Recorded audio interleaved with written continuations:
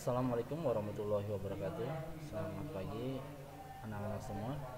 Hari ini Pak Freddy akan menjelaskan tentang tugas geografi regionalisasi atau perwilayahan. Jadi kita akan membahas tentang wilayah atau desa kalian masing-masing ya.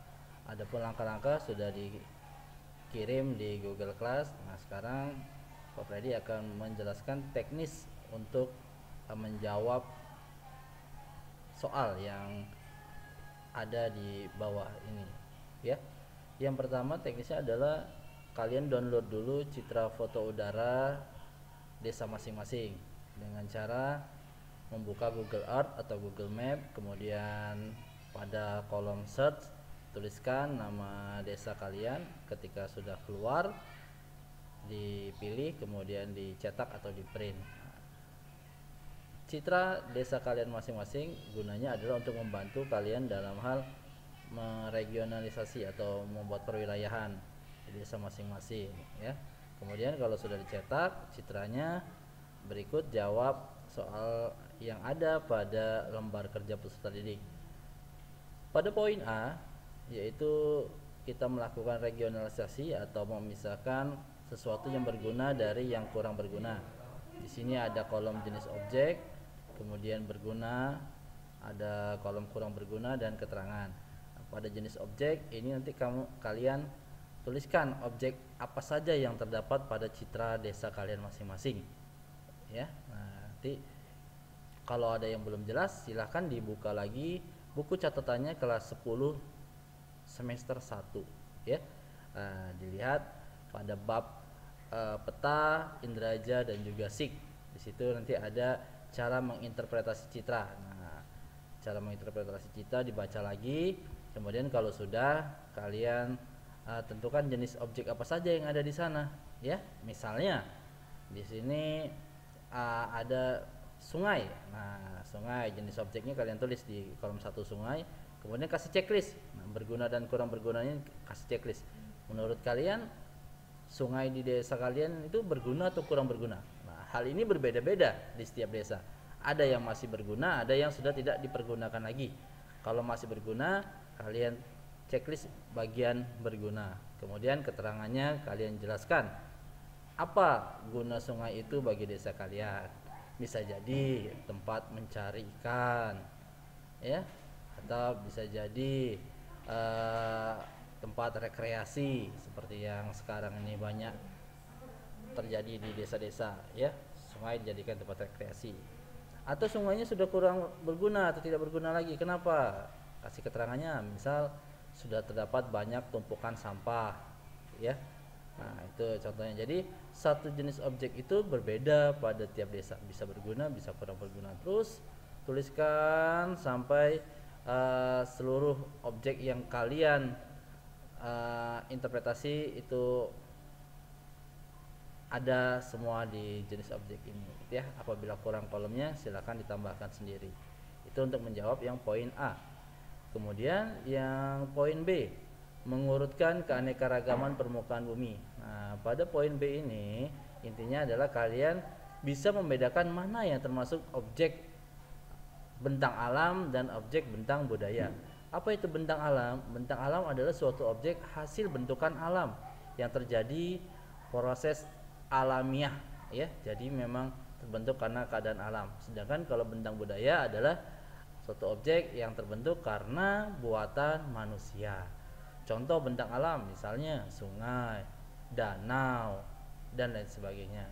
Ya, itu diurutkan di sini ya. Mana saja objek yang ada. Yang ada saja di desa kalian, yang tidak ada dosa ditulis. Ya, yang terdapat pada citra. Kemudian bentang budaya berarti hasil buatan manusia. Contohnya jalan, pemukiman, masjid, jembatan. Nah, tulis sini ya, dibedakan. Nah, kalau sudah kita jawab poin yang ke C. Poin yang ke C itu menyediakan informasi dari suatu gejala di permukaan bumi yang sangat beragam.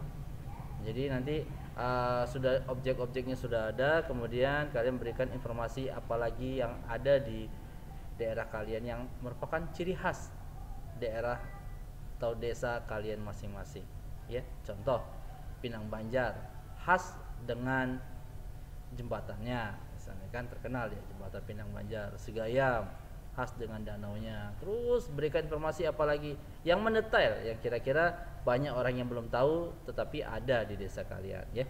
Itu kalau yang dari fisik ya. Kalau yang sosial misalnya sedekah dusun, nah, kapan waktunya gitu. Kalau yang ada, atau sudah tidak ada lagi ya tidak usah ditulis gitu ya. Atau misalnya ada sedekah imam, atau prosesi memberi makan buaya misalnya ya, itu dituliskan yang khas punya desa kalian ya. Itu untuk yang menjawab poin nomor C.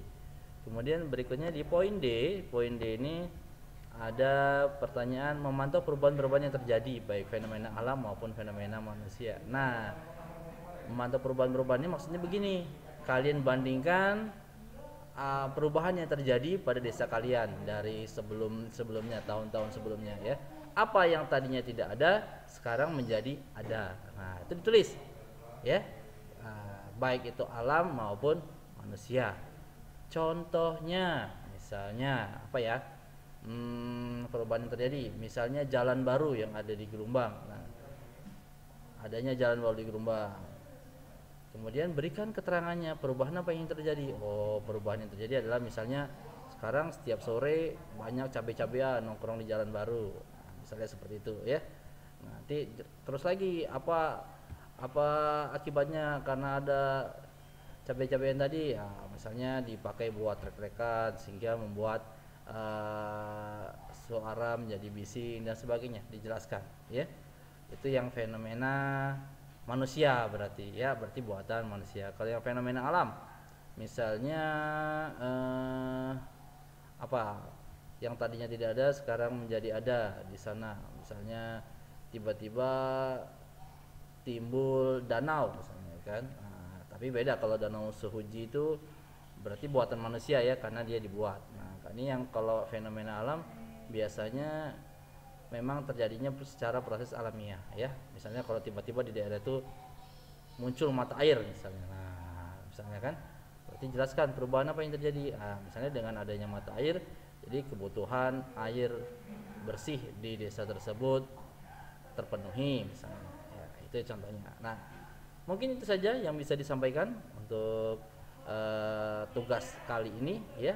Apabila ada yang kurang jelas silahkan kita diskusikan di WA group ya, boleh. Kalau bisa diskusinya di WA group, jangan japri. Kalau japri nanti balasnya satu-satu susah, repot ya. Tapi kalau WA group, kawannya yang belum tahu tapi pertanyaannya sama bisa terjawab sudah, jadi tidak berkali-kali nanya jawabnya ya.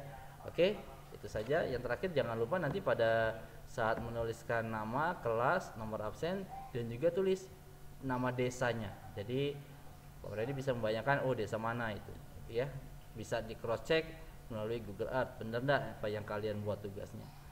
Oke, mungkin itu saja bisa disampaikan. Terima kasih. Wassalamualaikum warahmatullahi wabarakatuh.